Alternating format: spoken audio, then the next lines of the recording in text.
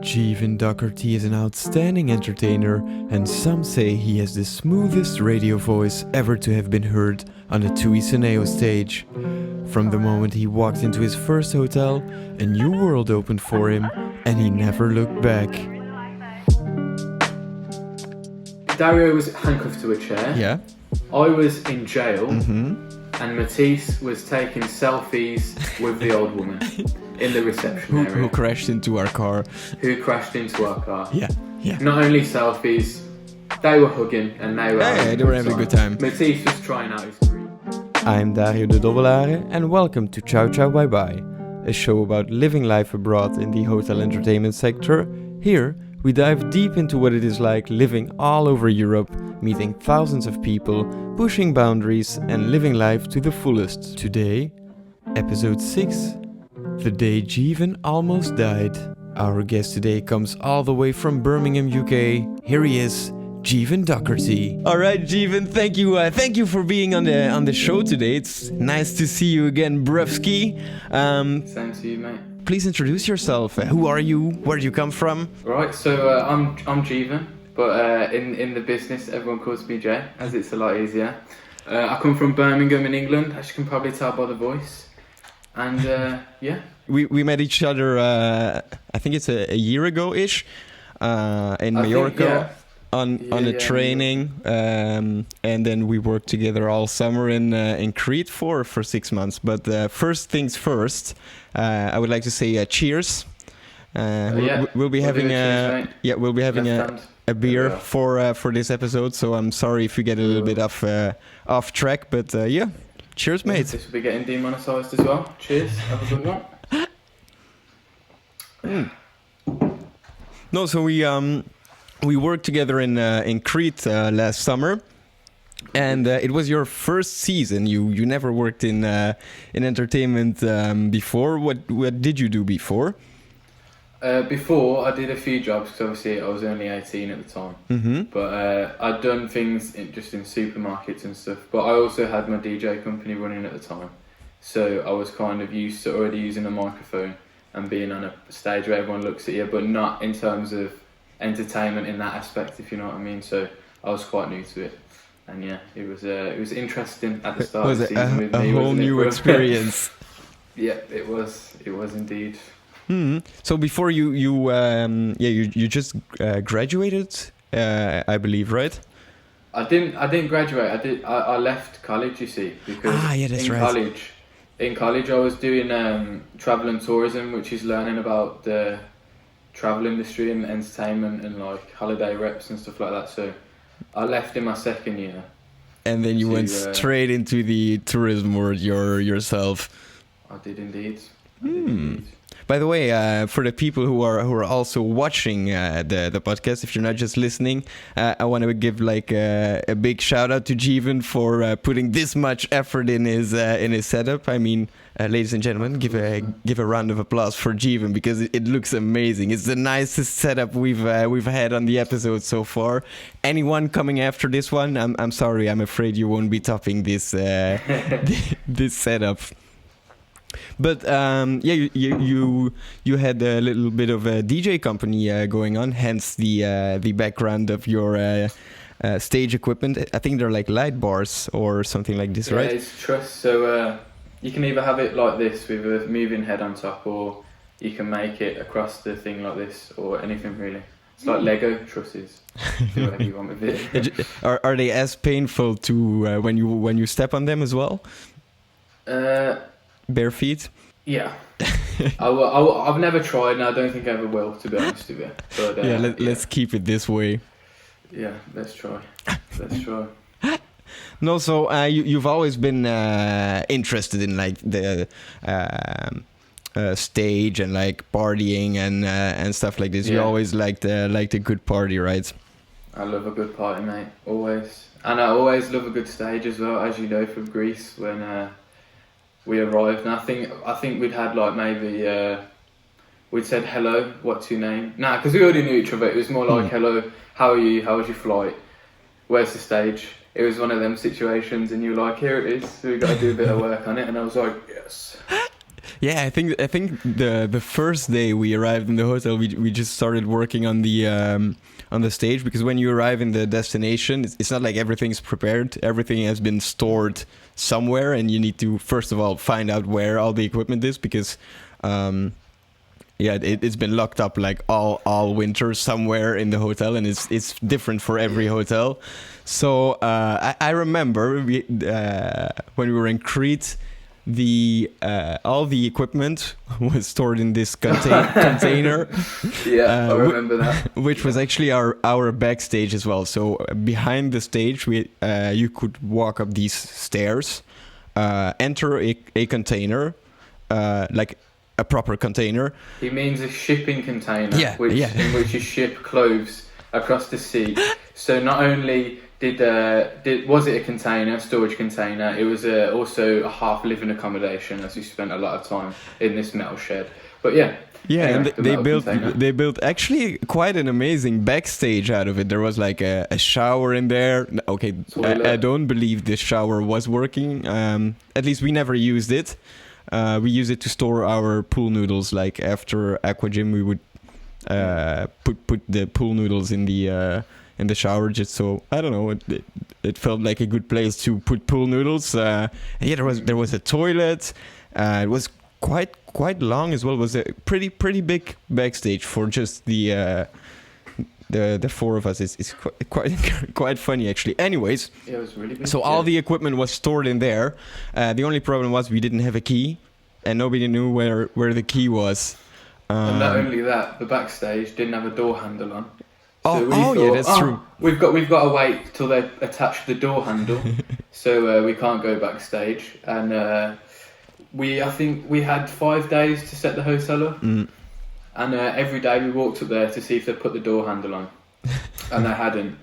And then because obviously they have a lot of things to do when the hotel opens, like filling up the pools, cleaning the rooms, like preparing the food, like everything needs to be done. Nothing is ready, and then usually entertainment is the entertainment team asking about their I don't know, pool noodles or stage curtains and stuff like this. Mm-hmm. So then I think we didn't really do anything up to the day before the hotel actually opened. Yeah. I don't even believe we found the key. I think we just asked the technicians to break into the container. Yeah, that's what happened. We were like, later on in the season, these two technicians, there was quite a few stories with Mr. Sifis Sandvagelis. Okay, now these guys are they're legends. Anyway, Dario's gone up to them and said, we still haven't received the door handle for the backstage. And he went, you have no door handle? I fixed this, no problem. And he comes up with a pair of pliers. And he's just grabbed the door and just smashed the door off the hinges. Yeah. And we're like, we have a backstage now. And we said, so where's the door handle? And he went, you don't need one. You just use the pliers. Yeah, that was the way in and out with pliers to the backstage. Yeah, I even think the door wasn't locked. I think you just needed the pliers to get in there. Yeah, it wasn't locked. It was just the pliers, yeah. And then I believe we used these pliers as a door handle and a way to lock the door for like a month or 2, 3 maybe. And I think it was pushing a month, wasn't it? Yeah, and then people, I think it was the technicians or the hotel manager, I don't remember who exactly it was like, okay, maybe we need to arrange a door handle for these guys so they can actually go in and out of the backstage without carrying some pliers on them at any given moment. Yeah, literally. Yeah, and then anyways, I remember we were setting up the stage, and that's when you first told me you were really into DJing and that you had your own company. And that you wanted to fly your own equipment over, because obviously the equipment is not quite the same they provide you with. I don't know if you want to share a little bit how your experience as coming from DJing background was. So my background is like DJing in an aspect where it's also production as well. So I'm used to the customers paying more money to get a nice setup, if you know what I mean. So like high quality lights, the truss, nice sound system. Yeah. And when we found out that it was some €10 lights, and there was 6 of them, and the brand of this speaker was something I could only describe as. I think you could only find them on eBay as well. Yeah, which is usually a red flag. Yeah, I got really sad and I googled them, and the speaker was called React. It was a React speaker, and if you Google it, not only do they not sell them anymore, they're about €60 for 2 of them. So at this point, I was a bit gutted, and I was like, dude, like, this isn't a setup for a stage. You've got all the, because I was new, I was like, the guest, and you said to me, you were like, mate, this is a good I'm setup. not being funny with you. This is the nicest stage setup I've ever had. And I was like, huh? And you were like, this season you're going to treasure the stage and you're going to treasure the equipment, because I know it's not the best, but this will be the best equipment you'll ever use. And it was so true. Yeah, because you ended up going to a different hotel the next year, well, this summer, only for a short period of time, obviously, because of Corona. And how was the comparison between the €60 speakers in Crete and the hotel you worked in Ibiza? Or Ibiza, right, as you like to call it. Ibiza. So, basically, 2 years ago, 1 year before Crete, you were the team leader in the hotel. Yeah, it was the Kalayonga Resort, for anyone wanting to check it out. That was it. And then the year after Crete, I was the team leader there. So Dario told me everything I needed to know, and he was like, mate, all I'm going to say is that on the stage, there's one side of hot lights, and the sound system's not the best. And all this, and I was like, okay, for the people listening who don't know much about hot lights, it's like you have basically for lighting a stage, you have 2 kind of lights. Hot lights are like these more old school type of lights where you basically screw in a light bulb, and then you can put like a colored filter over it just to produce some kind of color, or you can just not put some filters over them, and then they just provide this yellowish kind of very hot light. Hence the name hot light. They also produce like a huge amount of heat, so you can actually feel the heat. Or you have some newer lights which are then LED, which usually they can change colors, and they're just more efficient and give you a more white, true white kind of light rather than the warm, hot yellow lights. Yeah, that's how you describe that. And, yeah, I wasn't annoyed, because I remember you said to me, I don't know. I'll just say it anyway. You said this was the one season I'd felt like maybe I'm not going to do any more, to just put it like that. Yeah, and it was a hard season for me. Yeah, you said to me, if you can do this season during COVID, you can do anything. And I said, right, now this is pumping me up here.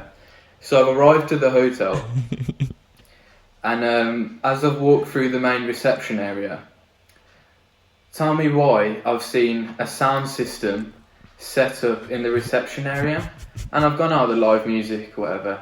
And I've met the bar manager, Jose. Oh, he's a legend. And he's a legend. And he said, oh yeah, do you like your stage? And I went, sorry? And so it turns out my stage was in the reception area with no lights, with one speaker, and with the tech desk in the middle of the stage, and the projector being a TV. And now I was just like, where do I even start here? Where do I start? Because not only are you going to have the problem of, no, can you turn the music down? It's too loud. Because there's guest the stage rooms. is here and the reception's here, and it's just like, yeah, there are guest rooms like literally next to the reception. Exactly. Which reception was it in? Because I believe the hotel had 2 receptions, as they were like, I think there were even like 3 buildings. Yeah, there was. It was a really big hotel. So as you go into the resort, it was the one on the right, so the main one. Oh, yeah, so it was a main reception. Where they have the outdoor terrace as well. Yeah, because there are some rooms literally like around the corner as well from the reception. Yeah. So it was difficult, but I also bought, because the company we worked for kind of messed up my flights a little bit. Okay. And they actually sent me there 1 week after the hotel had opened. Oh yeah, which makes total sense. Which makes a lot of sense. And not only one week after the hotel opened, I was also the last one there. So all the entertainers were there waiting for me, which is kind of weird. But another team leader, Patrick, he did a good job. He went there and set everything up for me. Oh, really were you nice there with Patrick from Germany? What's his last name again? I keep on forgetting these German last names. Patrick. I would pronounce it. No offense, Patrick. Patrick Mayer. Let me look it up real quick, because we don't want to discredit Mr. Patrick, because it's true, he's a legend. So what was Patrick working in the same hotel as you were, or was he working in a different one in Ibiza? No, so Patrick was working in the other hotel, the Escanar Hotel, and you know how you have the two hotels that are right next to each other. So I'd rang Patrick and I said, mate, look, for some reason they're sending me there a week after the hotel opens. And he was like, no worries, I'll set everything up for you.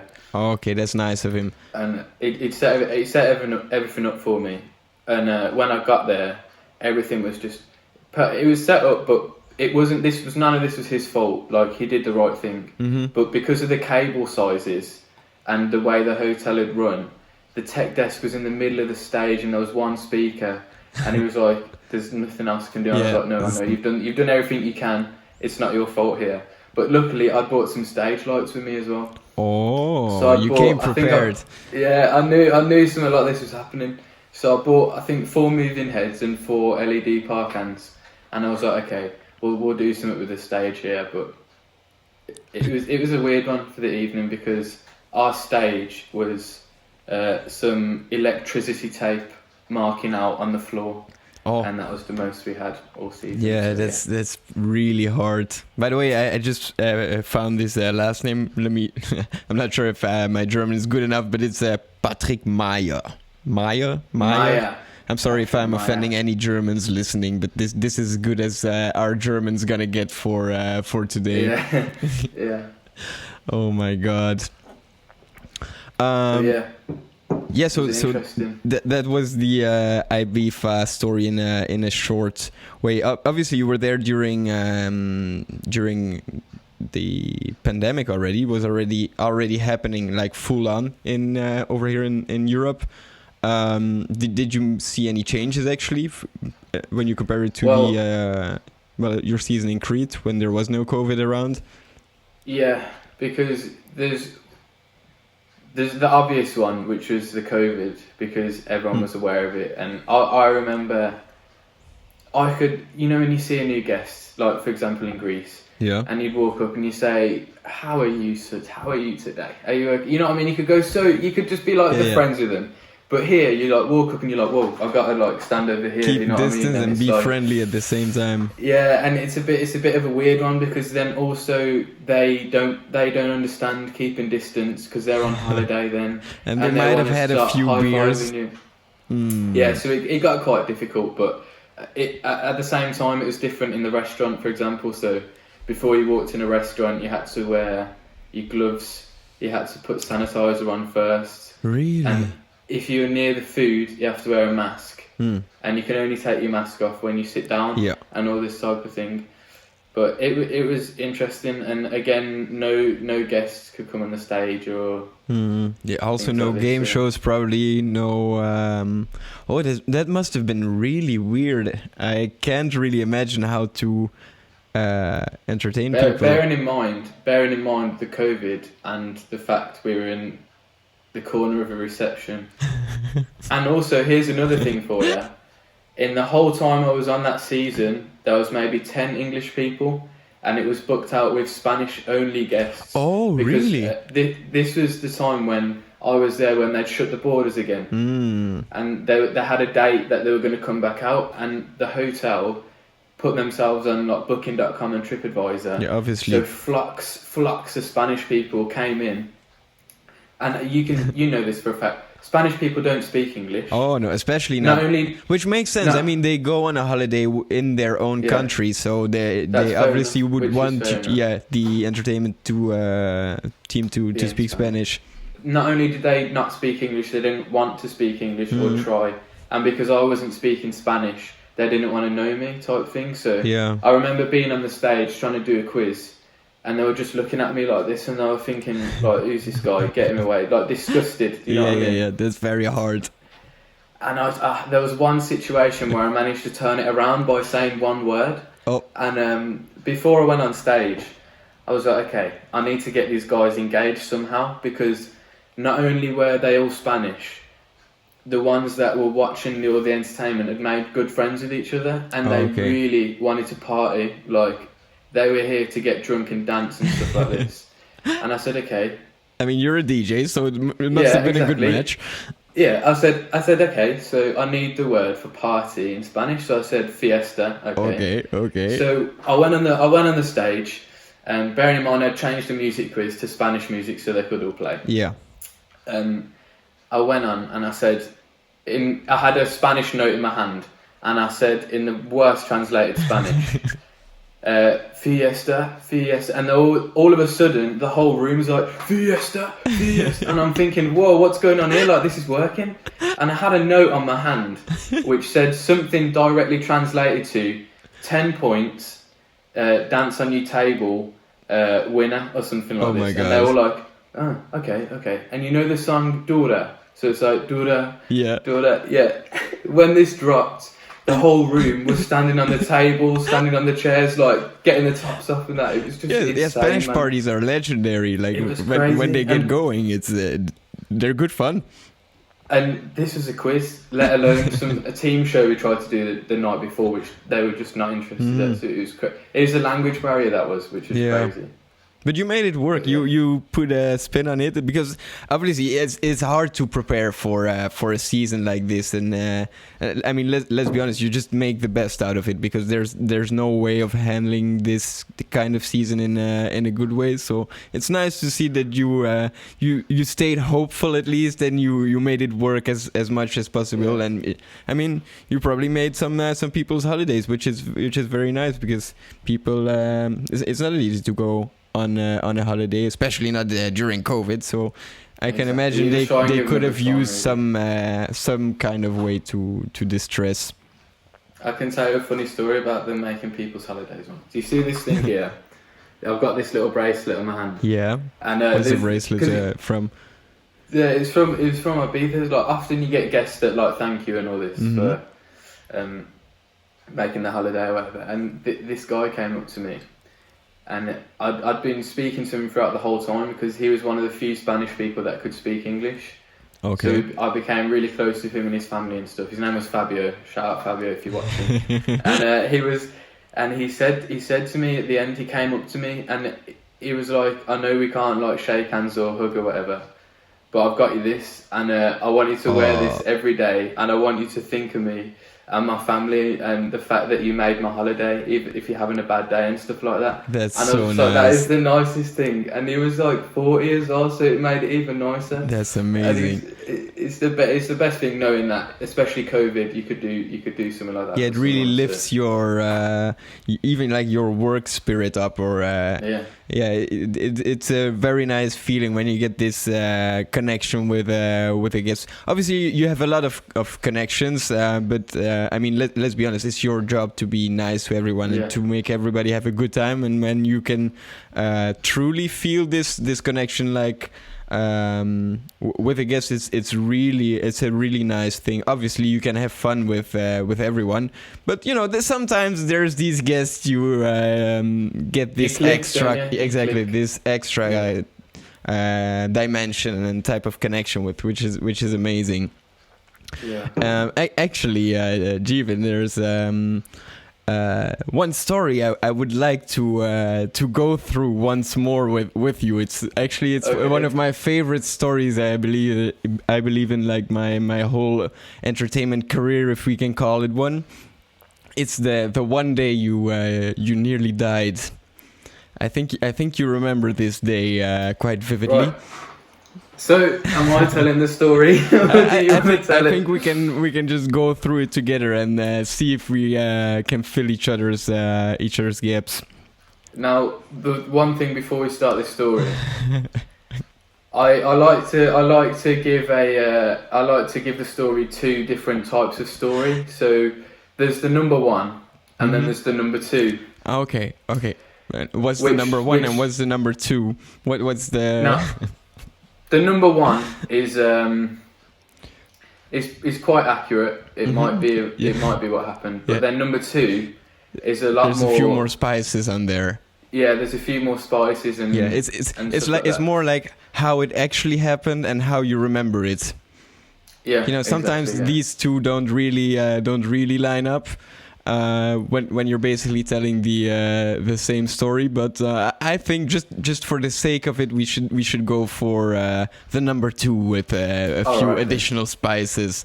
So it's more or less true. Most of the things that you will hear did happen.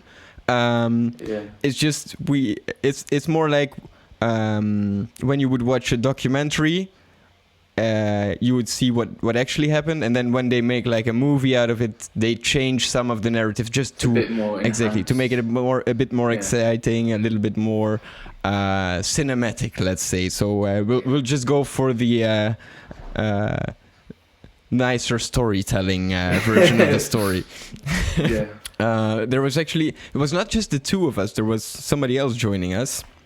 There was the man, the myth, the legend, Mr. Matisse. Yes. Who not only was a man, a myth, a legend, he is now a dance move called the Maytice. But anyway, me, Daru and Matisse, we have a group chat. Yeah. Well, we had one. And it was one of the days, Matisse, who worked in another concept across the island, well, in the same sort of area, said, we're all off tomorrow, maybe we should have a boys' day out. No girls, we're just going to have a boys' day out, a nice day out, no trouble, we're just going to go and have a nice time at Balos. Do some men stuff. Men stuff, yeah. And that could mean a lot of different things. But it was in a nice way, like we wanted to have a boys' day out. Yeah, we wanted to have some nice time away from work or whatever. So after driving for at least half an hour on the edge of a mountain. Yeah, Balos was like it's like one of the nicest beaches on the island. I believe it's even rated as like one of the nicest beaches in Europe. Now the only problem with Balos is that it's like in. I know an island doesn't really have a corner, but if it would have a corner, it's like the furthest corner of an island. Like it's like the most. I believe it's one of the most remote places on the island of Crete. Yeah. So in order to get there, we had to drive for quite some time. Not that big, not that Crete is that huge, but we had to drive there with a car. Now the problem with the road is that at one part the road ends and there's just some gravel and mountain. I mean, you can also go there by boat, but let's be honest, we were not that rich and we couldn't afford a boat, so we took the only way we thought a boys' day would go, which is going there by car. So we were driving up this mountain. I think we were driving like maybe walking speed. What's walking speed? Like 10 kilometers an hour, because we would break the car, like destroy the car if we would go any faster, because of all we say gravel, we mean Raki. We were off-roading, okay? Now, not only off-roading. It's more like a trail. Yeah, it was a trail because the mountain was here, the road was here, and then here was the sea. And not like it was a you had to big, drive big, all big the way drop. up to park your car up the mountain, and then climb down yourself, because if you would drive down there, there's no. I mean, you would basically fall down with your car. Yeah. So you park the car up this trail. You pass along many goats, just goats living on the road. And it's only it's not that far even, like this trail. It just takes a very long time because you can't drive fast. It literally is at a walking speed you're driving. Yeah. Keeping in mind, you could be walking this trail. However, it's 40 degrees, no shade, so it means like more like 50 degrees in the sun. So there's no way you're gonna be doing this by foot. You have to drive there if you want to get there. anyways, we passed these goats. I think we patted a few on the back. Made it there eventually, and maybe you want to take it from there, Jeevan. So we arrived at this Balos beach place, and bearing in mind what he'd said to me was, yeah.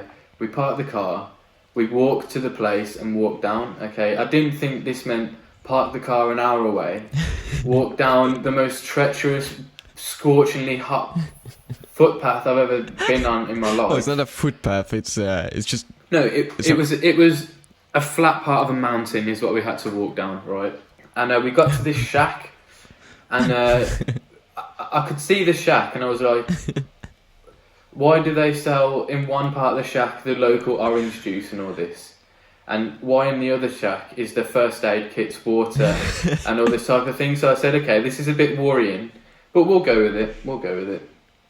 And you have to follow, because it's like in the middle of two mountains, you have to follow like a really narrow path. And as we'd been walking down, Matisse being Matisse has said, I can see a little bit of a cliff here. Do you want to climb up and take photos? Yeah. So 5 minutes out of the way, we got on this cliff. Seemed like a good idea. You took some nice videos, a panoramic or whatever you call it, like this one. We made some great photos. Yeah, we did. And then this is where the day took a turn for the worst. Oh, did it? What happened next? What happened next? Well, as we were facing out this way on this little cliff, we could see the beach here. Because there was two parts of the beach, wasn't there? There was one part here and one part here. Yeah, it's like there's this beach and the sea is coming in from both sides. It's like both in front of you and behind you. It's a very small stretch of sand. Exactly. With basically a bay on both sides of it. It's amazing. Like, honestly, it's amazing. If you're ever going to Crete, go to Balos by boat. Don't drive there. Definitely don't drive there. No. We on one side was the beach and all this type of thing. And because you're on the end of the island, you got all the really nice mountains and stuff like this. And I say mountains, it's like I'm getting goosebumps thinking about it because I almost died. But anyway, we looked to one side and we saw this like, it's about the size of a house, wasn't it? Like from where we were. Yeah. A 2-story house, and because it was a bit this way and a bit higher, it was we a bit thought further we could get away a nicer. Than we first we could get thought. a nicer shot. So what we did was we walked to this thing, and I started getting a bit. This isn't what I think it is. And Matisse is he's like gone. Yeah, he's just walking. He's gone. Basically running. And it got to a point where I'd actually like said to you, okay, this is just stupid, what's happening? And we'd been walking for half an hour. Yeah, now the big problem was that where we wanted to get was up the hill. However, when we were walking, we seemed to be going down the hill. Yeah. First, in order to then, eventually, when we would reach the bottom of the hill, start climbing up the hill. Yeah, so pretty much, as we've made it all the way to this house-sized hill, we weren't really looking at the top because, well, we were trying to just like see where our feet are going. Trying to avoid snakes and scorpions. Exactly. So half an hour later, bearing in mind we had no water, that's a key part of this story. We got to the bottom, and we were like, okay, just climb up this hill. And we looked up, and because we were so far away, this thing looked small, but my God, when we looked up, this had a similar resemblance to the Eiffel Tower. It was a proper climb. It wasn't just like a hill, it was like a mountain with rocks.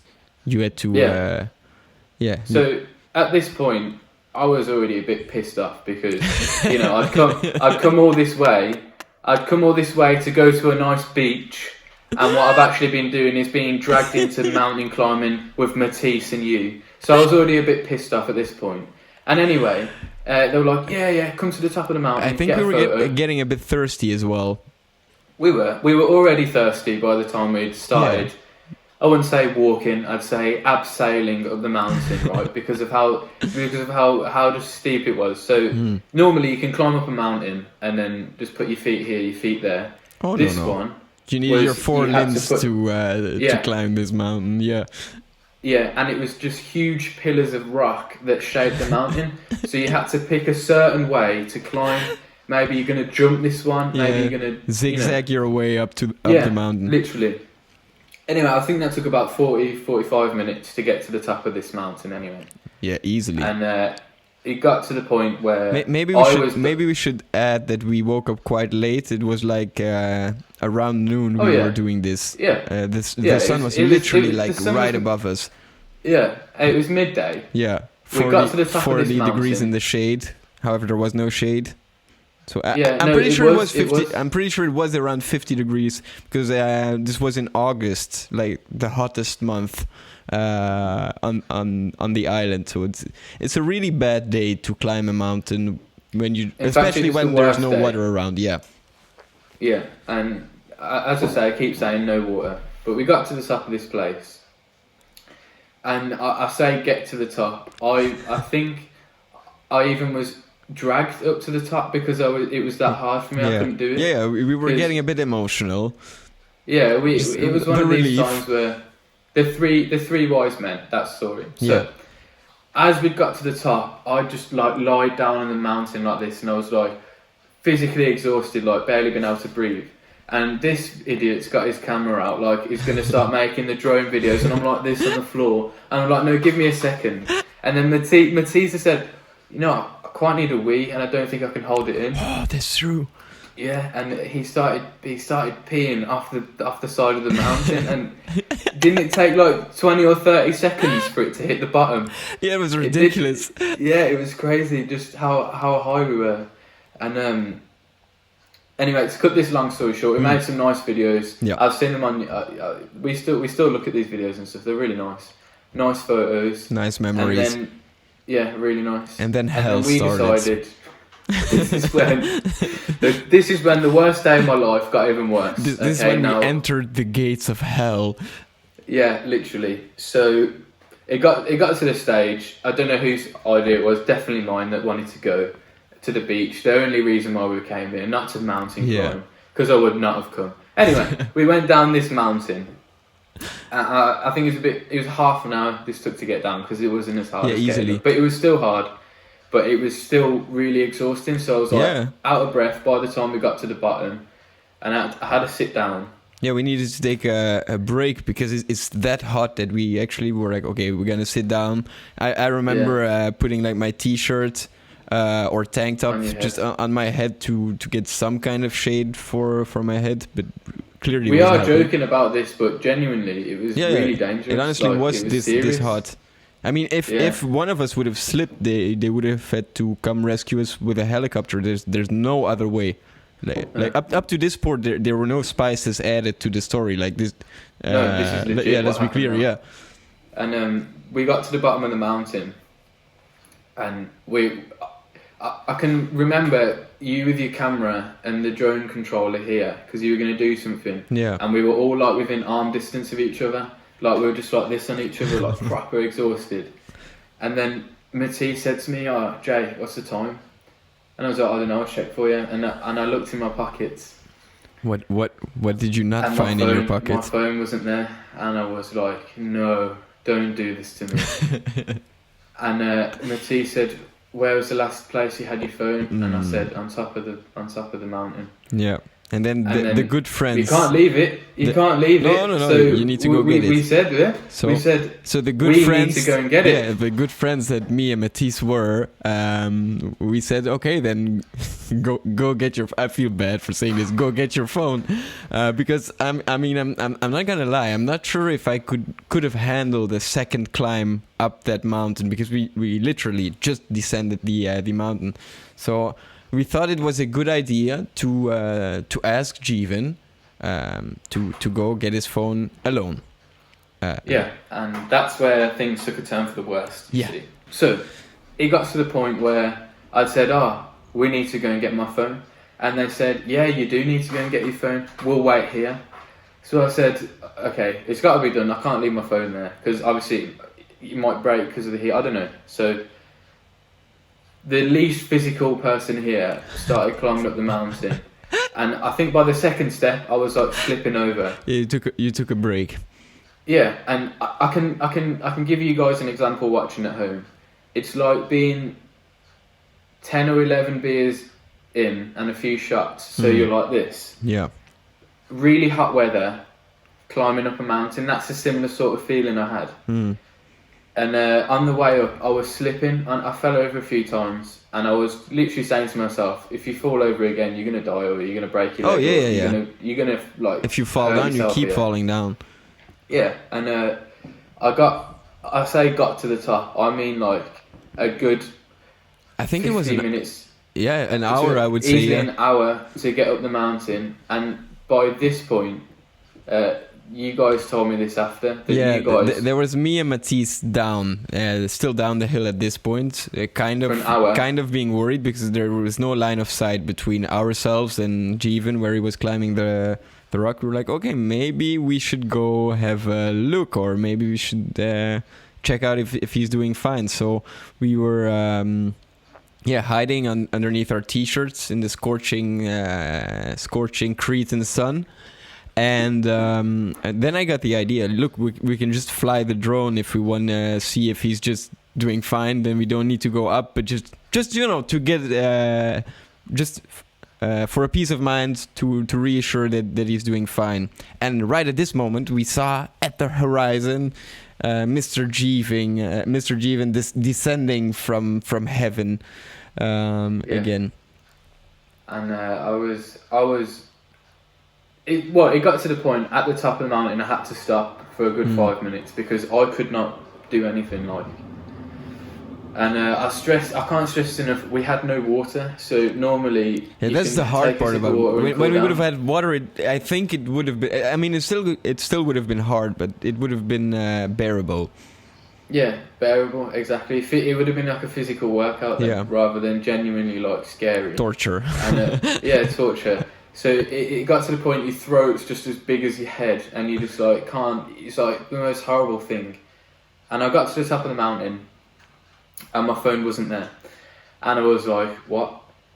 My phone was not at the top of the mountain. So then I had a chat with myself, and I said, "Look,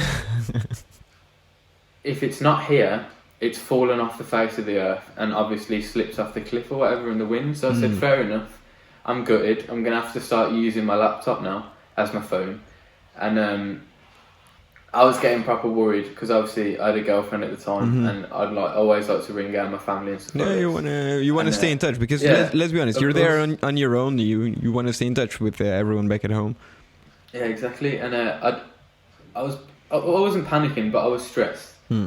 So as I was making my way down the mountain, I was like, again, slipping. I'd fell on my bum quite a few times because I was just trying to make sure I don't fall down the mountain. So I think easy 50 minutes to an hour again trying to get down because of how exhausted I was. And every footstep you make has got insects everywhere. You remember these fly things? They were just flying in your face. I don't know what they were. And it got to the point, I didn't care, honestly. Those things all over me. It was like a scene out of like the Jungle Book or something. Anyway, I got to the bottom of the mountain and I just literally started lying down on the floor, and they were like, "Where's your phone?" I was like, "I don't have my phone. It's not at the top of the mountain." So bad. And then I was just gutted. And then these two were waiting at the same place we originally came down. So I'd sat on the same rock that I did originally, and I'd just put my head in my lap and I could see my phone down the mountain.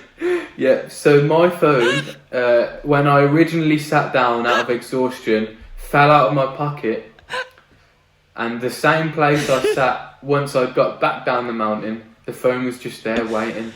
So I climbed up and almost died. All the time.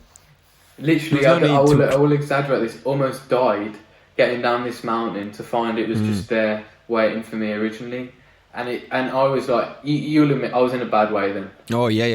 You didn't so look was good. Everyone. You looked very pale for your brown skin of being in the sun for like the whole time. Of course, you had quite a tan, but you looked pale.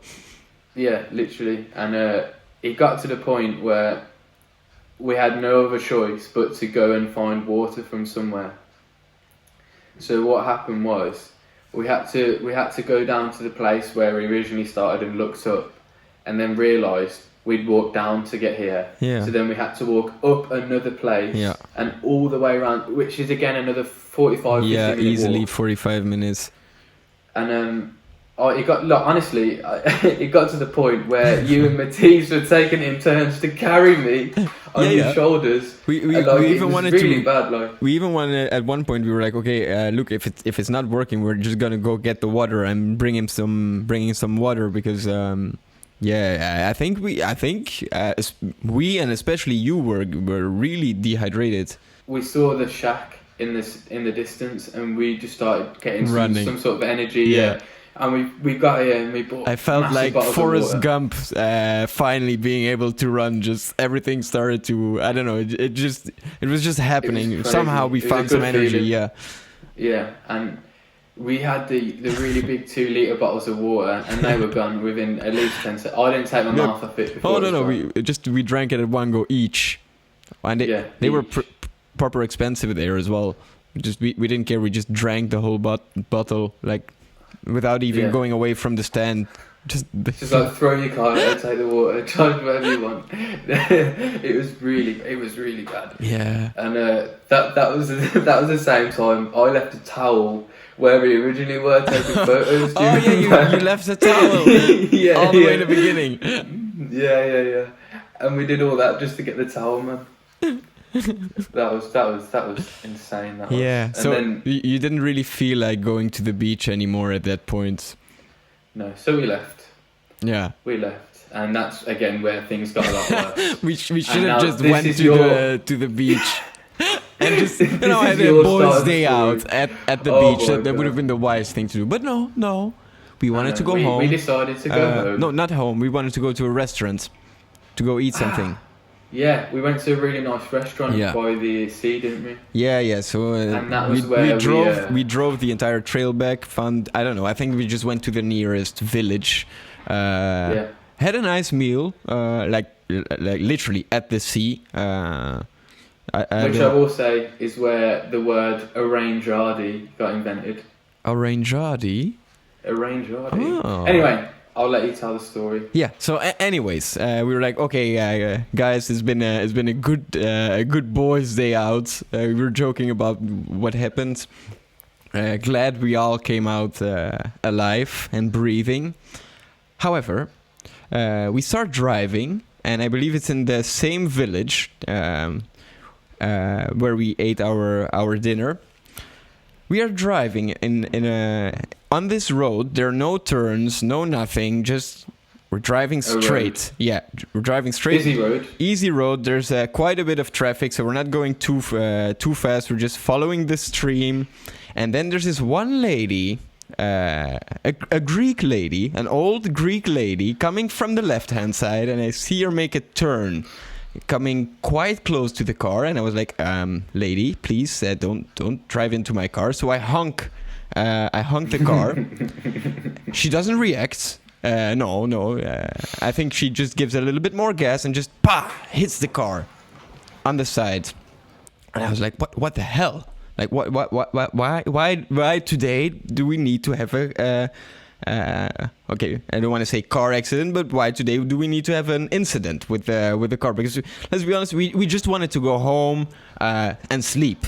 I think this was our plans for the rest of the day.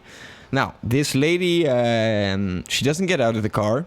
She just keeps the car hit against. She's just basically just standing with her car against ours, and we're looking at the lady. So I get out, and I try to keep my calm because I see it's an old lady, but I did just want to go home, and I asked her what happened. I don't. I think I remained calm. I don't think I was shouting at the old ladies. No, you were. I was just disappointed. I could see you were pissed off, but you weren't to the point where you were going to get angry because you could see she was an old lady. Yeah. And we wanted to stay nice to the old lady. However, there was only one problem. The old lady didn't speak English, just Greek. And some of you listening might know that our Greek is not as fluent as other languages. So basically non-existent. So we're like, okay, how are we gonna handle this? Because we didn't make a mistake. We were just following the road, and she made a maneuver and hit our car. So luckily, she called her son. We didn't know who she was calling. We assumed it was the police, but it was her son who came driving towards us with a moped. They were living close by, luckily. And he comes and he spoke just a few words of English, and he said, no problem, no problem. Usually there is a problem when they say no problem. No problem, no problem. I call the police. Okay, perfect. He can call the police because I don't know the Greek emergency number and I don't speak any Greek, so it would be easier if they can just get the police there, so we can handle this issue. Now, the only problem is when the son laid down the phone, when they hang up the phone, he said, "Oh, the police cannot come." So we looked at each other. We were like, "Okay, why?" Yeah, they have no gasoline. And then we're like, oh, we're like, what? Yeah, the police has no gasoline, so they can't come here. They have no fuel for their cars.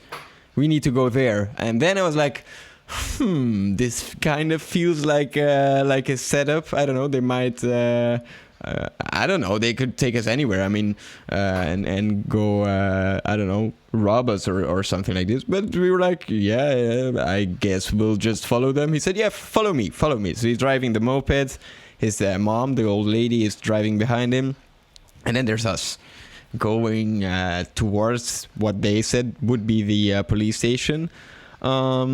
Was quite a short drive, I think 2 minutes, and we ended up about 5 minutes, but it was we were getting a bit in a dodgy place. Yeah, we were going off the main road, like going somewhere in some, I don't know, dodgy ass neighborhood, something like this.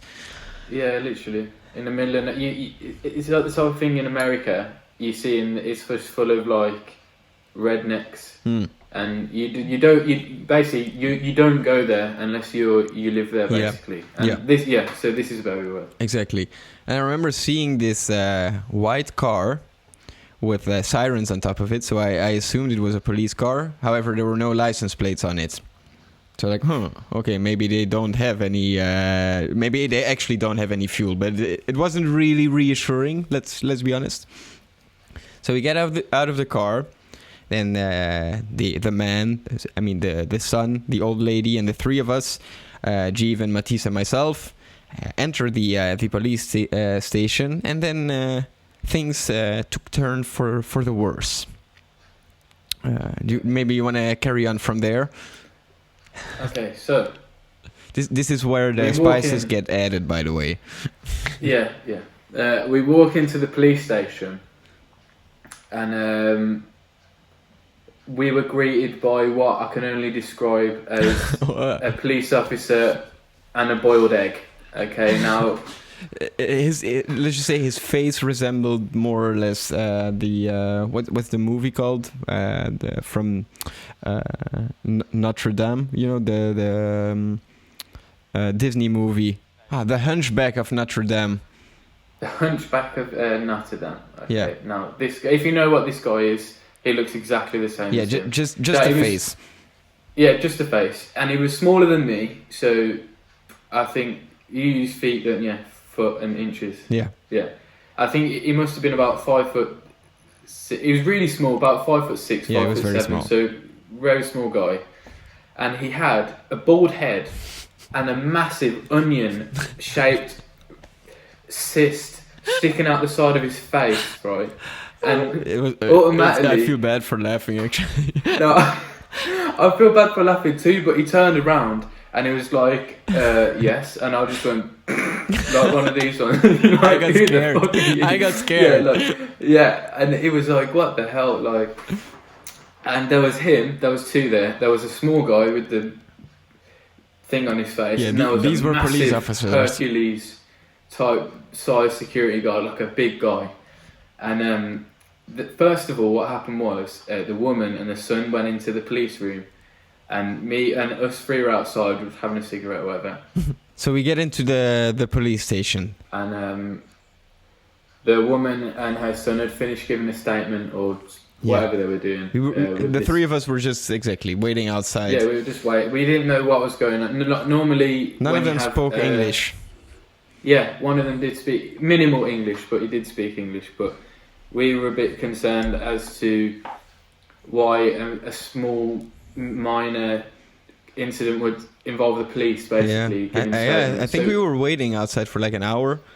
Something like that. So you especially started to get worried, like, what if they take the car? How do we get home? I was a little bit, of course I was worried because I was driving a company car on our day off, so it's not like I was doing work or anything. I mean, we are allowed to drive it on our day off. It's just that if an accident happens during your time off, I mean, it's your fault. So I started to get worried about fines, and I don't know. I didn't want to pay a rental car, like a new rental car or anything. Yeah, of course. And the woman came out again. Like she didn't look at us much. She didn't. No. Her son didn't really give us the nicest looks either. And this is when things started getting serious. Like, you've walked into the police office and he sat you down, and I heard him. I was right by the door. I heard him say, "Sign the paper," and you were like, "Sorry," and he was like, "Sign the paper now." So and you were like, now the thing with the paper was, obviously we were in Greece, so these documents were written in Greek, which is a totally different alphabet than the one we use. So not only did I not speak Greek, I also couldn't make up which letters they were using. Like I had no clue what the paper was, and he said, "Yes, sign it. It's okay. Sign."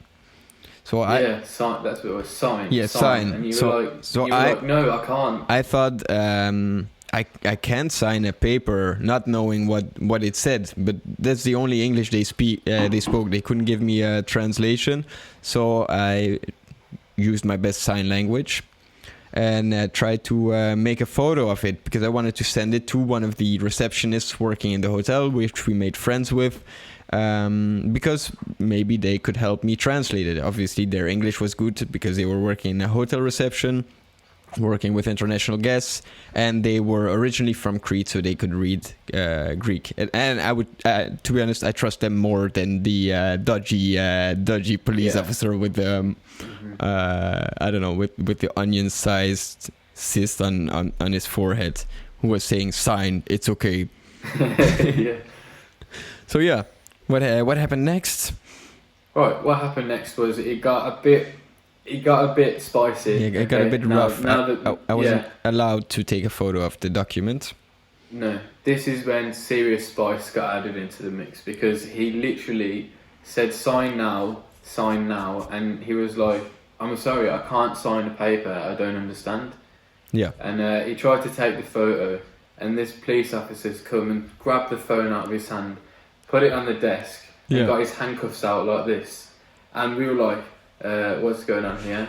And he's like, "Sign," and he was like, "No, I'm not signing it." And then as he grabbed his hand, and I think he was about to put the cuffs on, obviously. Yeah. And I've just barged in the room like, "Hey, you can't do that for no reason." Like, "Hey, what are you gonna do?" Do you know what I mean? And I was there like, "You can't do nothing to my friend." And then next thing you know, okay, I think it was more like, "Hey mate, leave him. He hasn't done anything wrong. Like, at least let him translate the papers." And he was like, "Ow," and I was like, "No, just like, let's calm the situation down." And next thing you know, some big security guard with a gun has come up to me and like got me on the floor and got the gun here going, "Get on your back, put your hands behind your back," and all this. And I because the police station is really small. Oh yeah. The office was here, reception, and the jail. And that's it. Yeah, and that's it. So I had to crawl to the jail cell at gunpoint whilst Dario was being handcuffed to a chair, being forced to sign a document, which made no sense, because how's he going to sign it with no hands? And just in case if you're wondering where Matisse was, where was Matisse, Jeevan? Okay, so we'll have a week. Dario was handcuffed to a chair. Yeah. I was in jail, and Matisse was taking selfies with the old woman in the reception area. Who crashed into our car. Yeah. Yeah. Not only selfies, they were hugging and they were having a good time. Matisse was trying out his Greek, and all this type of thing. And it was one of the weirdest experiences. Yeah, he I've had ever no had. clue of what was going on. How did it get resolved though? How did it? How? I saw only one option to sign the paper. I was like, well, I'm pretty sure everything is better than, I don't know, staying here for the rest of our lives or getting lawyers. I don't know how this stuff works. So I signed the paper in good faith that the police wasn't trying to, I don't know, do any dodgy businesses, or that the old lady didn't pay them money in order to make us guilty. Signed the paper. And then all of a sudden, everything was resolved. They let us go. They're like, okay, good, you can go. Or not this many words. It was more like, okay, go. So we very minimal. Like as soon as you sign the paper, it's just like, go. Okay, go. All of us. Go. That's when we found Matisse flirting with the old lady. That was the word, flirting with the old lady. Yeah. So we ended up driving home. It was quite some time to drive.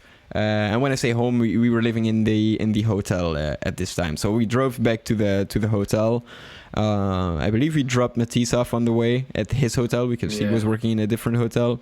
And then I was like, okay, Jeevan, we need to pass reception. I need to show these documents because they gave me a copy of the documents. I need to know we're fine. So we showed the documents, and they said, oh yeah, it says here that the old lady says she's guilty. And we were like, so we looked at each other and we were like, so are you telling me they just meant with it's okay that she said she was guilty? Yeah. They wrote here that the lady is guilty and that you did nothing wrong. And we're like, so wait. They handcuffed me to the chair. They threw Jeevan on the floor. They pointed a gun at him and they said, sign the papers. Just because everything was fine? Yeah. And then I obviously asked, and is it true? Is it possible that they didn't have any gasoline? So the receptionist said, yeah. Sometimes it happens. Sometimes they don't have fuel in their cars. And we're like, well, I don't really want to think about it too much because keeping in mind we've been climbing mountains that day, driving on crazy trails, seeing goats all over the place, trying to get them off the road. Had a car accident, had been convicted, been put in jail, drove all the way home. We were done for the day, so we were like, let's go to sleep. And I think I had one of the nicest nights of sleep that day because I was so exhausted. It was really nice. And I seem to remember you were working the next day, but I had another day. Oh, yeah. And you like could barely walk the next day or something like that. I think I had aqua gym the next morning. Oh, God. I think this is the point when Tina couldn't walk either, so you had to do aqua gym. Oh, yeah. There was just no way about it. So no, I did aqua gym the next morning, pretending nothing went wrong the day before. You didn't die. You weren't in jail. Yeah. I'm not gonna lie. I'm pretty sure it's one of the best.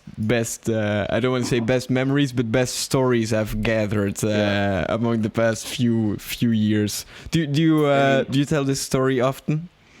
Yeah, I mean, when I've got an hour to spare, like it does take some time. But there's a time and a place to tell the story. So let's say you meet someone new, or you're talking to someone, and and it's the right atmosphere to tell them. Then I would tell them 100%, and I would always tell the spicy version. No worries about that. But it's always going to be one of the main things from Greece that I'll take away from that, like, literally. Yeah, when I think about Greece, I instantly get flashbacks to the police officer. Yeah, and it's not nice flashbacks either. Oh, no. It's the picture of the mole on the side of his head. That's what I got. I'm pretty sure that's what PTSD feels like.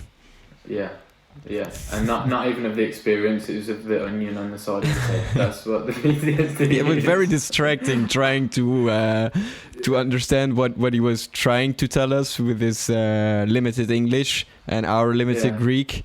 And then the forehead was like a whole different distraction on its own. It was crazy, mate. Oh my God! Yeah. One of the most fun memories I have of you, I don't even think I ever told you, is I really see this, like I can still see it in front of me. The first time you were about to go on stage during the season, you were getting nervous, obviously, because it's a totally new experience. I mean, you would be dancing in like a few seconds on the stage. The team show. Yeah, the first team show. So you're very nervous about this. And something happened in your mind. You were like, you know what's gonna calm me down? Slamming my head into this closet in front of me. So you started banging your head into the closet in the backstage, and I remember Tina looking at me saying, "Is he gonna be okay? Is he gonna be okay?" And I looked at Tina and I was like, "Yeah, it's just nerves. It's just nerves." I was like, "I'm not sure if he can do the show," but you were just slamming your head into the closet, and then you ended up doing a great show. So, but just this image of you slamming your head into the closet, I'm never gonna forget it, Jeevan. That was good. I see. I think that rings a bell. Actually, that kind of has in my head that actually did happen, but I can't have a good memory of doing it. Yeah, I'm pretty sure it literally shaped your forehead. Yeah, that's the reason why there was a tan line there. It wasn't a tan line; it was a permanent bruise. But oh, I forgot about your tan line. Yeah. Jeevan had this this huge tan line on his forehead. Where did it come from, Jeevan? Because I've not seen many people having like a tan line on their forehead. So I like to wear. I like to wear a hat on the backwards. So that was automatically going to be like a tan line here, a straight one on the forehead. And I think it got that bad. There was no coming back. Oh no! It was going to take a month or two. Yeah. Like, I mean, black, white, like, this is how bad the thing was. And it was quite interesting during the team show as well, because number one, like, we do it with some of the dances, I do something with my hair to make it look like that type of thing. Yeah. And then also wearing a tank top, and I had the same tan lines on my arms. From wearing t-shirts. When I used to come out, I'm pretty sure you had the socks as well, because you liked wearing long socks. Yeah. I had I looked like I was half black and half white. Yeah, you were a zebra. It was crazy, man. I'm pretty sure if you would have been a superhero at that time, it would have been Tan Line Man. Yeah. Or a Nightmare, one of the two. Yeah.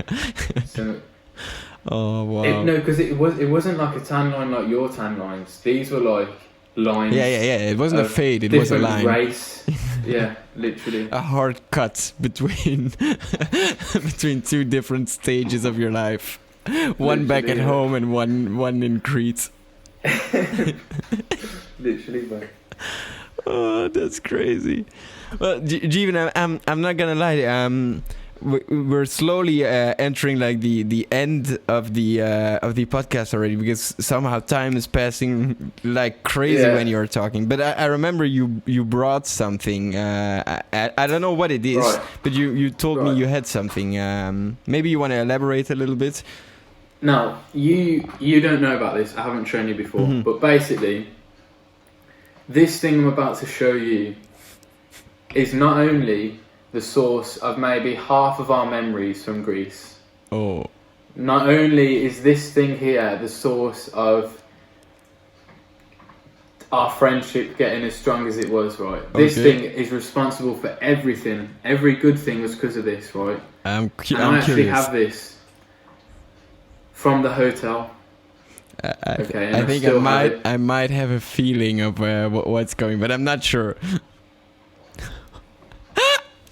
Okay, I didn't see this coming. Okay, you know what this ladies is? and gentlemen, let me describe what I'm seeing for those of you listening. I see a disgusting plastic bottle, and it when I say plastic bottle, it's these small 50 centiliters, I believe it is, plastic cheap bottle with a blue cap on it, and there's something written on top of it. What is written on top of it?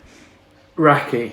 Raki. is written on top of this bottle. Yeah. Now this is what I can describe as petrol. What is Raki? What is Raki for those of the listeners who don't know what Raki is? Okay, now there's two things you need to know about Raki. Okay, the second thing is why it's in a bottle like this. Yeah. The first thing is it's a local Greek spirit, and in the spirit whenever you go for a meal, and the spirit bleeding well is white spirit. Anyway, you could go for a restaurant meal, and 100% of the time they'll give you a bottle of Raki as complimentary. You go out to a club, they give you Raki. Everywhere you drink Raki. it in shots. In shots, and we could go for a coffee, and they'd give us Raki, and we'd say, "I've come for a coffee." And they even sell. Describe the taste of Raki for someone who's never tried Raki. How would you experience your first sip? Or the smell? Yeah, what does it smell like? Okay, so it smells like. Okay, so the smell of this. Actually, it's just made me a bit drunk. No, but the smell of this, it's similar to vodka, but when vodka is here on a smell level and taste level, Raki's up here. Yeah, it tops it. So it tops it, and it's more vodka you drink for the taste, right? And it's quite strong. Yeah, you can enjoy but this. Yeah, you can enjoy, but this is just a locally brewed alcohol. So there's no taste to it. It's just alcohol, pure 70% alcohol, and it's lethal. And then crazy. Why is it in this plastic, seemingly water bottle? Right now, people in Crete, for some weird reason, like drinking this stuff like water, and that they do because you can go to the shop. And this will be here, and Raki will not be written on the side. No, there's nothing written on the bottle. It will be a bottle of water, just like this, and it's cheap ass looking bottle.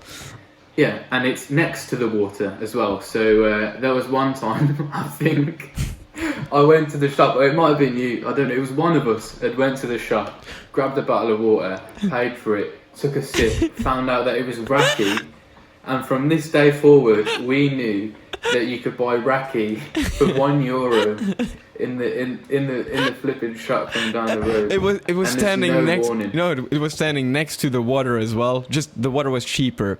I think that's the only way you could tell. The water was the cheapest bottle, and then if it was, I mean, €1 for 50 centiliters of like 70% alcohol is still cheap. Don't get me wrong. Yeah. It just usually the most expensive, shitty looking bottles. They were Raki, like that's dangerous. That's dangerous. And you'd never know either. You'd never know. Something that just crosses my mind is I remember I have this fond memory at the start of the season. There's this document. It's called a handover you get from the team leader who was working there in the year before. It's called a handover, and all the way at the bottom of this handover, I want to give a big shout out to Mr. Charlie. I'm not even sure how to pronounce your last name, so I'm sorry for this. I think it's Byrne. Charlie Byrne. Byrne. This is how you say it? Charlie Byrne. Now, what did he write? He gave me all the information I needed about the hotel, where we could even find like a small shop to get some food, everything we needed to know. And then at the bottom he wrote, there's this bar close to the hotel called Playboy. It's not a bar. Now, the entire season, we were joking about Playboy, the bar, that we should go to Playboy to grab a drink in Playboy, just because Charlie wrote it down in his entertainment manual handover. And we never went there. Because every time we passed, we saw this very dodgy looking. It looked like a strip club from GTA 5, where you would find Trevor when you launch the character Trevor. You would find him in Playboy at Crete, basically. Just a little bit less fancy, and one of the season was ending, like the end was near, and what happens when the season is ending? Every bar, restaurant, even shops start to close down because there's not as many tourists on the island anymore. There's not as much revenue coming in anymore. So there was at night there was no more places to go to, like no bars that were open at night, except for Playboy. No, it didn't close. Oh, no, it never closed. I'm not sure if it was open during daytime, but it was already dodgy enough to go there at night. You don't really want to spend your day at Playboy now. Yeah. We were having a talk. We were like, we cannot leave this island without entering the Playboy bar that we've been joking about. The whole season. All season. And we had a friend of ours. We're not gonna name any names just to keep everybody happy. Who was a regular customer there. Who said, hey guys. Oh my god. She said, hey guys, let's go to Playboy tonight. We go Playboy, yeah. We go Playboy. So we joined her for a drink in Playboy. Maybe how would you describe the interior once you finally find the courage to exit your car and enter the Playboy bar? So, how I would describe it, outside, you were right. It looks like a GTA 5. Yeah. Really dodgy, but a bit worse. Like the sign. It was like you have shop signs where they have the plastic and then the light inside. Yeah. This light wasn't fully covered. It was one laser light inside. So you couldn't even see it said Playboy. It was just a laser light going around like this, and you automatically think Chinese restaurant. Yeah. That's the type of vibe it was. So you'd walk inside, and what I can only describe as the most dirty, tacky American diner styled restaurant. So on one side you have booths like American diner, so you have a table in the middle and then two booths, like two chairs going down like this, and then a car was in there for some reason. I seem to remember. The most dodgy sound system and a huge bar that goes all the way around with like wooden chairs, and that's where one of the things I fondly remember is I was quite overdressed for entering this bar. I don't remember why. I think we had a show or something in that evening before we went, or I was hosting something on stage, so I was wearing a proper suit. I had like a proper vest and a tie, and I'm pretty sure like a button-down shirt as well, maybe a hat. Like I was like quite nicely dressed. You had your hat on as well. Yeah, so I obviously the moment you enter this bar, everybody looked at me like, "Who the hell is this guy? What is he wearing?" That. Who the hell is this tourist? That's what they were thinking. Yeah, there was just tourist written all over me.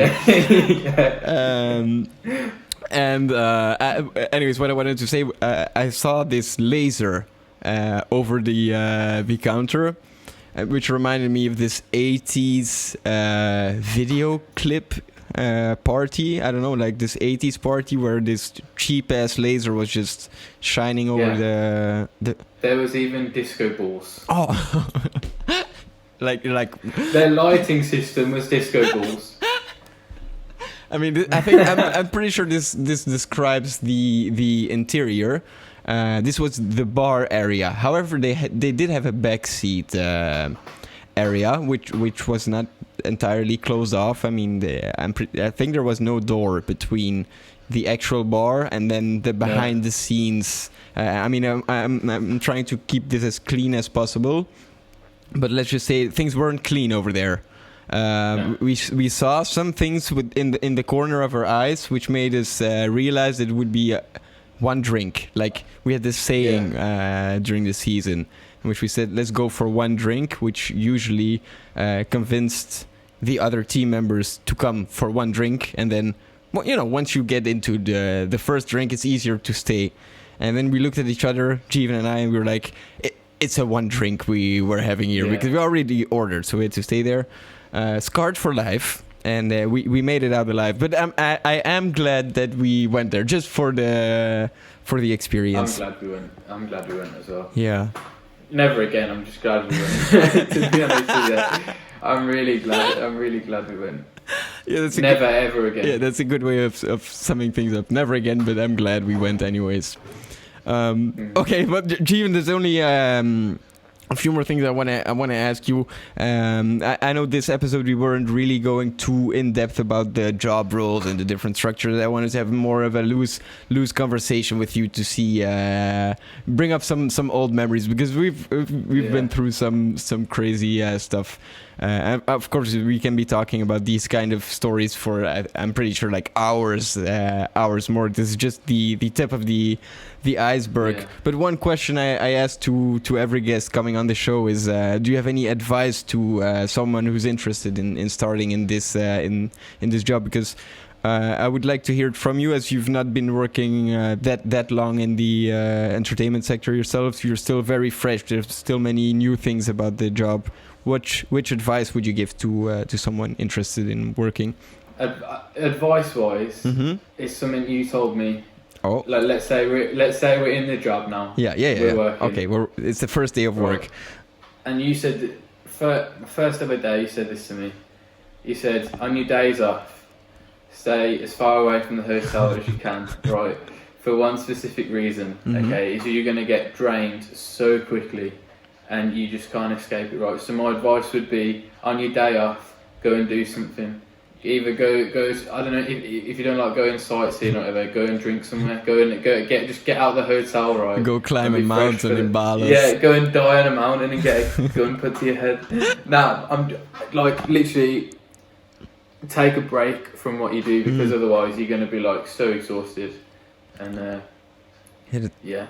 Yeah, I think that's a nice piece of advice, and I don't believe it's been brought up in the show yet, because I think it's true, especially if you're really fresh in this job.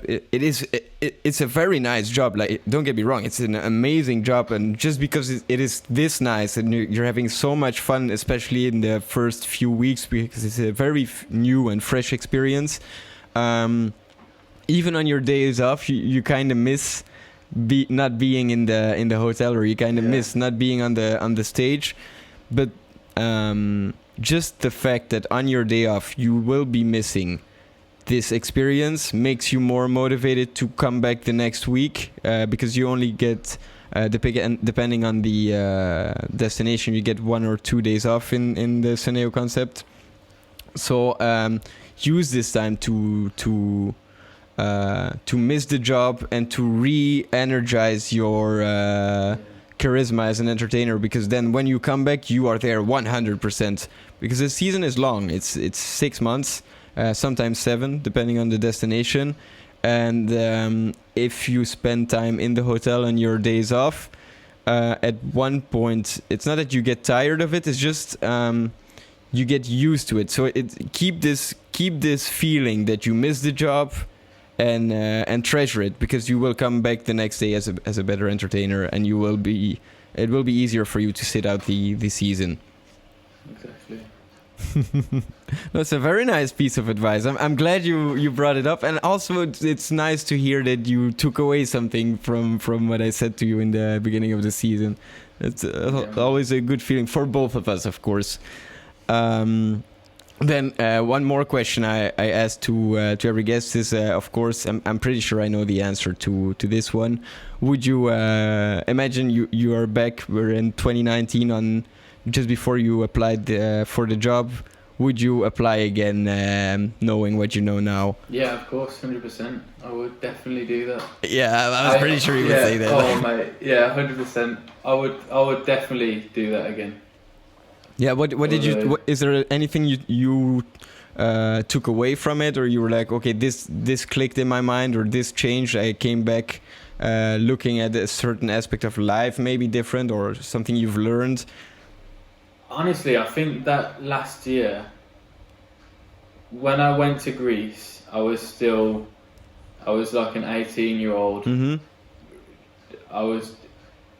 although I'd always really loved to be an entertainer and all this blah blah blah, I was new to it all, and I came here like a 18-year-old teenager, and because obviously throughout the season I'd changed so much, as you might know. Yeah, you've I'd just flourished. completely changed. Yeah, and I looked completely different physically, mentally as well, and by the time I left Greece, I was an adult. Do you know what I mean? Yeah, you made a big change. Yeah, I also met a girl in Greece as well, which meant after Greece I was in Sweden for a while as well. So then all of these experiences has made me like completely a different person than to someone who I would have been working a year at home, if you know what I mean. When you say different, can you give me maybe an example of something you think you might have changed into in like a way that something you wouldn't have had when you would have been working back in the UK? Life experience. I wouldn't have had as much fun. I wouldn't have had as much it's crazy the amount of people you meet. Yeah, I think like your the things in life you focus on shifted as well. I think you started focusing more, of course not exclusively, but more on experience and self-development rather than, I don't know, maybe like a nice jacket or something you would want to wear, because this is something which goes in the mind of when you're 16 or when you're 18. Can be, age doesn't really matter, but at one point in life when you have a younger mind, let's just say, you focus more on like materialistic pieces. Of course, don't get me wrong, it's still nice to get these things, but I think you over the past year, or it's a little bit longer than a year now, you saw value in other things as well. Exactly, you've hit the nail on the coffin there. Literally, I went to Greece, and I used to be the one that wanted the most expensive coat or had the nicest trainers, and then I left Greece with the same trainers, the same coat, and now I've had the same pair of trainers for about 6 months now, and I think they're about €30, right? Yeah. Whereas before I'd be like, oh, there's a scratch, I need some new ones now. Yeah. And just because of that, I'm like mentally in the age where I don't care what I'm wearing. Yeah. Right? And you feel happier. You feel happier. I'm like, yeah, fair enough, you got nice trainers, but have you been to like 7 countries in the last year? You know what I mean? You haven't. Yeah. So it's one of them ones. It's like a balance. I do want to tell you one more thing actually. When I very fondly remember as well the first impression you made on me. I think I never told you this as well, because during training, I didn't have that much time to get to know you guys, because I was working on some of the concept stuff that had to be finished. Anyways, I saw you. We didn't really speak that much on training. And I remember you standing in Mallorca. It was quite hot already, like 23 degrees or something like this. And you had this big warm jacket, wearing this big warm winter jacket, like this puffed jacket. Yeah, exactly. And I was looking at you and I was like, okay. I don't remember who it was, but somebody told me, oh, he looks a little bit dangerous or something like this. You had this hard attitude, like you. Not that you didn't seem like a nice guy, but you know what I mean. Like you seem like you're trying to show that you're a confident male. I think that's a good way of putting it. Yeah. I was like, you know what? I kind of like that. I saw you like a little project. I wanted to see how I don't want to say far away from this we can get, but what's under this layer of this puffer jacket, and I really want to see what's more there, and I feel so happy to have seen you grow as a person, like you say, like to gain life experience and to become a much happier person, because I saw I don't want to see like I saw it on your face, but I felt like within the first days we were talking together that you had some, I I don't know, you were like I'm not sure how to describe it, like quite constrained and very controlled of what you say and what you wanted to let go, what you wanted people to know and whatnot. And I think you found more peace with yourself, and you've become a stronger person over the past, I don't know what it is, like year or year and a half now. And this feels really nice to have seen you go through this and to be in the place where you are right now. So I'm really proud of you. Mate, I'm just gonna say for the record, Greece. When I got to Greece, and I was just this fat gangster, if you would put it like that, and then I left like completely different.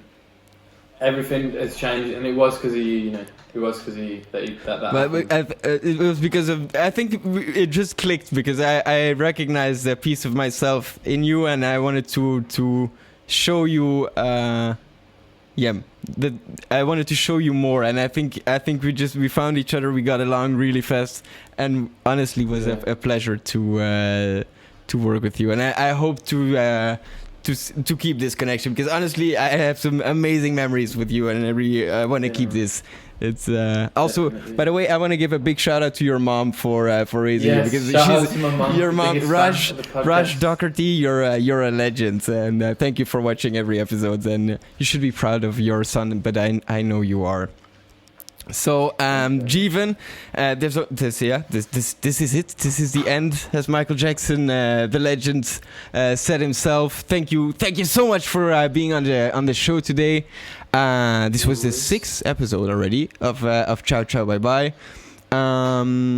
Maybe to just tell quickly the listeners what they can expect from you, and where they can find you on social media. A few things to expect. April. Come and find me abroad on season. If you want to be entertained by me, come to the hotel. We'll have a bit of fun. Also, if you're getting married or you wanna have a nightclub event, you know where to find me. In Birmingham. On Instagram. He's a real broomie. If you want to follow me on Instagram, J.Doherty31, I think it is. But yeah, we'll put some links down in the description, in the show notes as well. So if people want to check you out on Instagram, they can find you there. And obviously, if you need someone to start a party for you, hit him up with a DM on Instagram, and he'll sort everything out for you. And also, big shout out to you, because seriously, you're doing a really good job with this podcast and everything. And from where we were in Greece, when you said, I want to do this now, I'm going to knock this on the head, I want to start my own thing now. You look back where you were in Greece, and now look at you, you're just like completely like smashing it, man. Thank you very much. Well, really, I appreciate it coming from you, because you know which values I have and where I kind of want to go. Not that my path is this clear, but I really appreciate it coming from you, especially that you see progress in what I'm making. But it feels good to make it. Like honestly, I feel really good. The last days, it was kind of hard starting everything up, but I don't know, I really enjoy these kind of conversations. Like I think both of us after the podcast, when we get back to reality, let's call it this way, we will feel both of us will feel better, and I think we will look back at it with a smile on our face, which is, I mean, that's what it's all about. Like there's enough bad news going around, so just spreading a little bit of happiness and positivity is something. Even if it's just the two of us, and maybe one listener or something, getting away from today, listening this podcast with a better feeling than they had when they started, then I think we did. Then we had a great project here. So like I said before, if you want to check out Jeevan, check out his Instagram, hit him up with a DM, give him a follow. There's only one more final thing to say, and I'm pretty sure you know this sentence by heart by now. We've worked long enough together to say it. And as always, ciao ciao, bye bye. Bye. I hope you enjoyed listening to the 6th episode. I would like to thank our guest Jeevan for joining me today. Be sure to subscribe to the podcast on Apple Podcasts, Spotify, YouTube, or whatever platform you use. I'd be grateful if you could leave us a review and share it. If you have any thoughts on today's episode or topics you would like me to further touch on, email me at info@darislow.com. Thanks again, see you next week, and as always, ciao ciao, bye bye.